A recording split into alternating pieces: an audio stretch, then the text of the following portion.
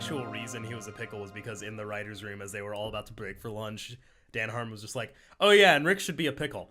Like that's essentially what happened. Hello, trash cans. How you doing today? Welcome to Being Human Garbage, the podcast where we teach you how to overcome the selfish, irritating habits of day-to-day life and rise above to become a truly despicable person and a garbage human being. We are your garbage men. My name is Wells. I'm Ben. And I almost got through that entire thing without reading from the sheet. That was good. No, it's like you know it, or you've said it like a couple times before. Like at least 12 times, I think, at this point. Our sponsor today is HBO. Because not really. They're not paying us any money at all. No, actually not. In fact, we're sponsoring them at this point. Yeah, exactly. We view sponsorships very differently. It's just if it's about what we're talking about, or if it's something we're doing. If we're eating pizza, for instance, then pizza is sponsoring the podcast in a way. Yeah, in a way, not financially. God, actually, no. I had to give that pizza money. We're several $1,000s in the hole for making this podcast. But it's worth it because occasionally I get a thing on my Facebook page that says Being Human Garbage has one new like. Yep. And that makes it worth it. It does. Today's topic. Yeah. I think this is a pretty interesting episode. This is a little different, and depending, we may release another episode congruently or something like that just to keep from alienating people, but we're doing something different with this episode. There's not going to be any fake history, unless you count the fact that we're talking about a TV show, which is all fake history, which is set in a fantasy land, which kind of makes it all fake history in that regard. Yeah, this is real. There's not going to be any homework or anything. We are just super hype for Game of Thrones. Yes. Yes. We Winter's have been here. for a long time. Winter is coming. And we were talking about it, and there was nothing that got us more excited than just the idea of talking about Game of Thrones for 30 minutes. So here we are. What we're going to talk about today is the garbage Game of Thrones characters and why they are awesome. So we're going to be talking about Joffrey. We're going to be talking about Ramsay, Cersei, Littlefinger. Megan, some others, who knows. We'll see. Well, yeah, if we have time. And so, I mean, basically, we want to, because they're all the characters that are honestly the most hated, I would say, but still are amazing characters. And so we're going to justify all of their goddamn actions. So we're going to see if there's a way that we can justify Ramsay. We'll get to Ramsay when we get to Ramsay, but... Oh, and we're going to justify it. We're going to find a way. We're going to fucking try for sure. To justify. Well, we should just so you know, credentials-wise, we've both watched the entire show. I know we're all caught up. I've watched watched it. TV. I've watched it all the way through twice, and I'm going through a third time because my girlfriend hasn't seen it before. So let's talk about Joffrey. The king Joffrey. King Joffrey, which I've never I don't think I've ever seen a character that has sparked such radical hatred ever. It's amazing, isn't it? It's just incredible. Like even the little thing. Like I've seen people on Facebook conversations that exclusively refer to him as Joffrey Lannister in all caps, like it's an angry thing. Yeah. People get he's hated. Really into fucking hating Joffrey. His character is not going to get any more roles in movies after this. Well, Jack Gleason quit acting. Oh, he did. Yeah. And he, from what I understand, I did not know that. He's a perfectly lovely individual, but he was getting a lot of shit for being Joffrey, which is insane to me. If there's anything I'd like to point out is that a character is not a person. As a writer, I just want to point out an actor is not the character that they're portraying. The books get kind of less good after A Storm of Swords, but that's beyond the point. The point is, I've invested way too much time into this. And we have a vague idea of what we're talking about. To sum that up, I've seen all episodes. Wells has seen all episodes and has read about 3 books. Three of the books, yes. So, but yeah, because this is human garbage, Joffrey is fantastic. Oh, yeah. Really, Joffrey is a very honest character. His childhood and how he got to where he is now really makes sense. Like when you start to think about it. Right. Like I'm justifying the shit out of this. Like I mean, there's because seriously, when you're born into royalty. Yeah. Right? He was born his entire life just being told you're gonna be king. You can do whatever you want. You even get that great scene that we don't get in the books with him and Cersei is like treating his wound and they're having that conversation and she basically says you can tell anyone whatever you want, the world is the way you want it because you will be king and no one can stop you. It's like you can see he was just coddled to shit and like it's not at all surprising when he turns out to be a fucking cruel asshole. Exactly. So he's just doing what he knows, the only way he knows how to act. I mean, in life. Yeah, which is just be a complete asshole and expect everything to come to you because he's never had conflict in his life. Yeah, he's never had to deal with consequences before. No, but like he like you said, he was very honest for who he was. He was always very forthcoming and he didn't have to really play the game the way Cersei and Littlefinger do or anything like that. Mm-hmm. But also, he never really tried. He was, in a way, he's very much like Ned, where what you see is what you get, and he's very straightforward with who he is. Mm-hmm. He's a terrible person, but isn't that kind of the beauty of him?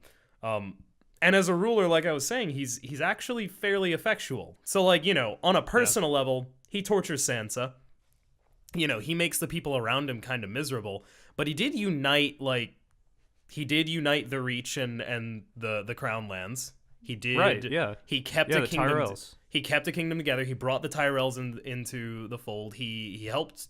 Well, he didn't really have anything to do with bringing Dorne into the fold, but and forget Dorne altogether. Just don't even worry about Dorne.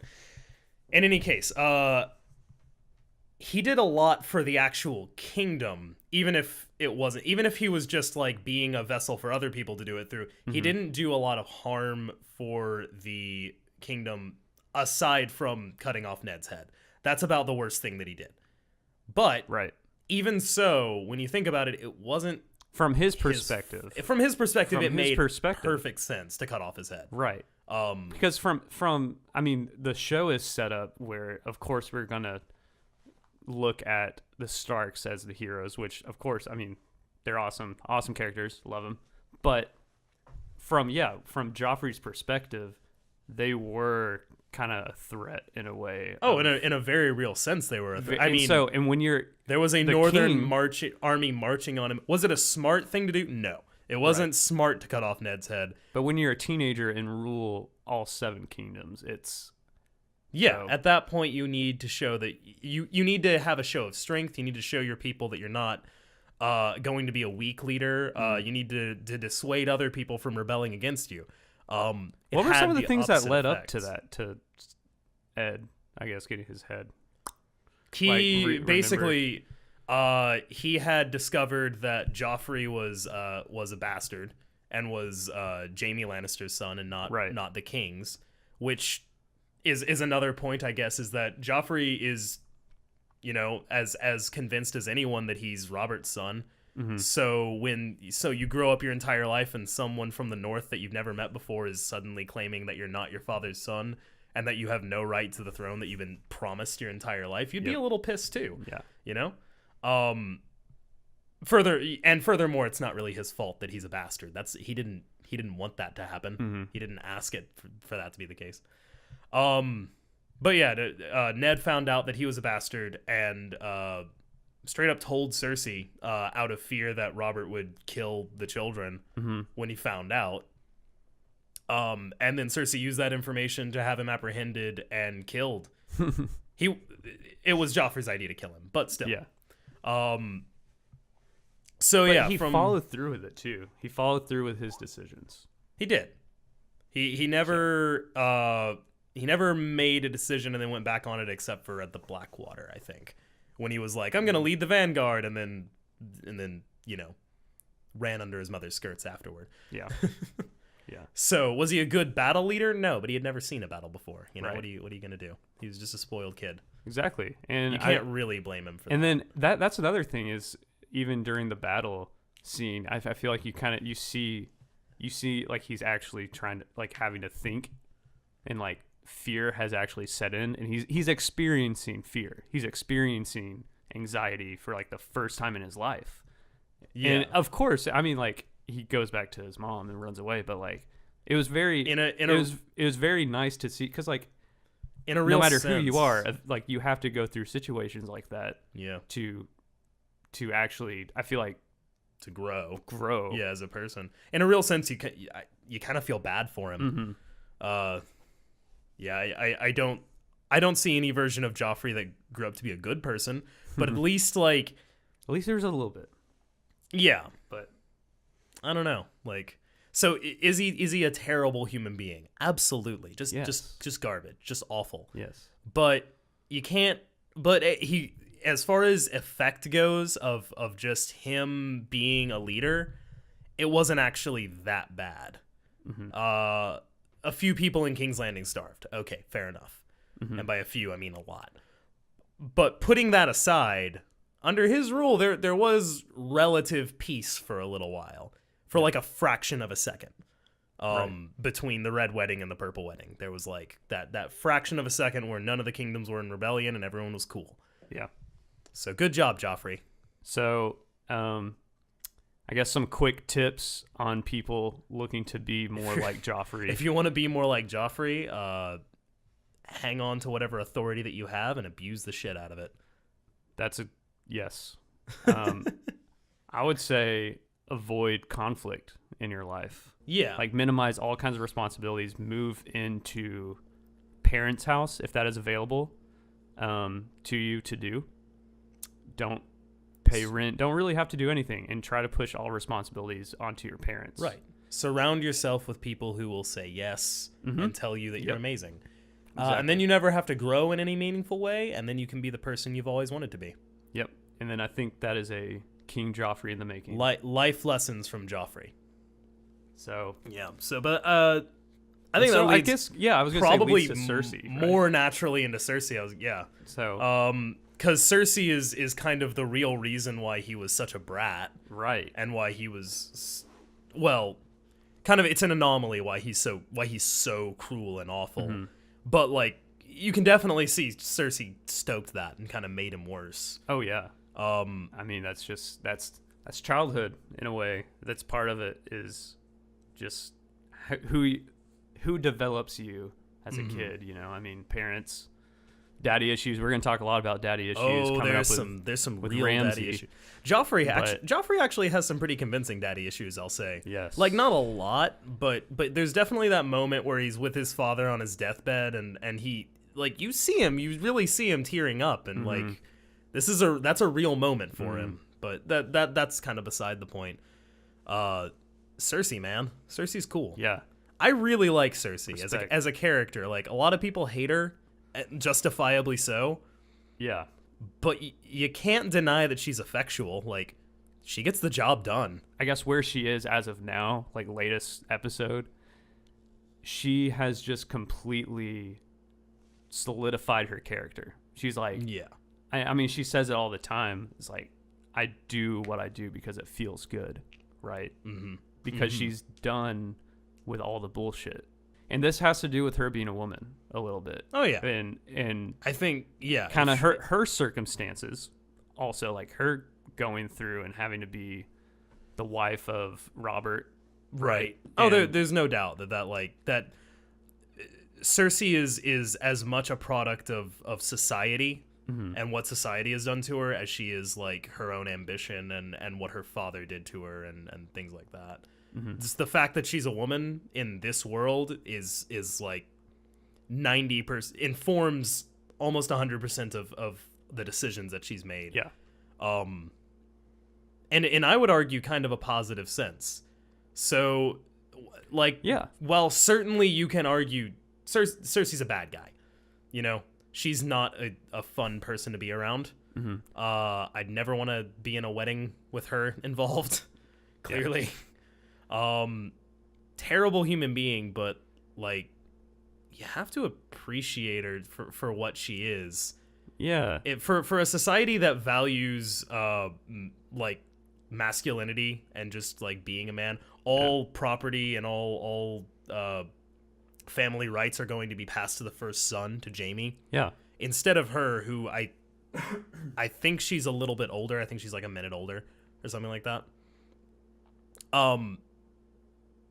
That has to irk her, and clearly does throughout the entire show, because her entire arc is just, she has this great ambition to be as great as she can, but she's limited by what society will allow her to do, which is essentially marry and have children. That's the peak of what everyone wants her to be. Yeah, she has the attitude and the ambition of the king, basically. Right. Like, obviously, and she basically is now, but right, like, she's become. She has Cersei. All that. She has that all bottled up in her, basically the whole time we see her in the episodes, but she can't do anything. There's not a single path that's, I guess, legal society path to her actually having any kind of real power outside of just making babies and being the caretaker. Outside of what's happened now, which is everyone in her family dying. Right.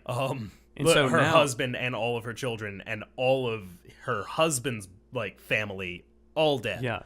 And so what's really beautiful about her character is that now she's like, I don't do things because it's society's structure. I do it because it makes me feel good. Yeah. Because fuck society. Because at this point, honestly, she has completely fucked society. It took it took 6 whole seasons, but she finally got to the point. It only took blowing up. It only took the world's biggest act of terrorism, but she finally got to the point where she can just do whatever she wants. Yeah. And she knew the game. She knew the game so well. Politically, she was just always a small step ahead. I wouldn't say she was a small step ahead. She used spies well, and she was always a competitive player. Right. But I'm saying she was good at the chess game. She was... the whole the Game of Thrones. She is so good at visualizing the next moves of her opponents and using any resource she has to make... Absolutely. No, she's a fighter. And she's good about that. She's not as smart as she thinks she is, and that's like a theme. That's a theme with her character, is that she always thinks she's one step ahead of the game, and then the game winds up kind of screwing her over. And we saw that with the sparrows. At the end of the day, she winds up catching up with the game, and she's the last one standing because of it. No, Cersei is fantastic in that regard. She really is, for the world that is pretty. There's a lot of strong female characters, I feel like, in Game of Thrones. For all the shit that the show gets about violence and sex and stuff, especially towards women. Right. Right. There's a lot of strong female characters, and Cersei is definitely one of them. She's really good at playing the game within society's constructs. And she, she'll never hold a sword and fight someone, but she took down empires and kings, essentially. Yeah, and now that she has... What's really cool about the writing for her character, too? It's the Mountain, right? Or it's his brother. No, the Mountain. That's her right-hand muscle man, her, right? Yeah, that's her Kingsguard right now. Is Sir Gregor Clegane, the Mountain, who is just... At this point, he's a zombie, but his entire life has just been a murder machine. The Mountain makes up her muscle, and she's the brains. And now she kind of has that combining factor about her. So that's all I was getting at. She's as far as a ruler goes, I'm gonna drink some water. As far as a ruler goes, first of all, she's about to get her face stomped in a very real way, I think. But you have to admire at the very least her ambition and kind of what brought her here and how cool her character is on the whole. So life tips from Cersei. If it's yours, get it. If you have the opportunity to take it, do. And don't let anyone tell you no just because you're a girl. Being human Garbage is an Art Flag production. Episodes are written, performed, and edited by Ben Drain and Wells Thompson. Ben is a sound and video editor, specializing in commercials for car dealerships, and he's very sorry about that. Wells is a freelance writer, which is another way of saying that he's poor in waiting tables. Like Being Human Garbage on Facebook and follow us on Twitter @WeLikeGarbage for updates and more content. Email beinghumangarbage@gmail.com to share your own garbage stories, give feedback, or talk to the team directly. All content is 100% satirical, except for when it's not. Material is used fairly and unfairly as we see fit. All rights are reserved, whatever that's supposed to mean. See you next time, trash cans.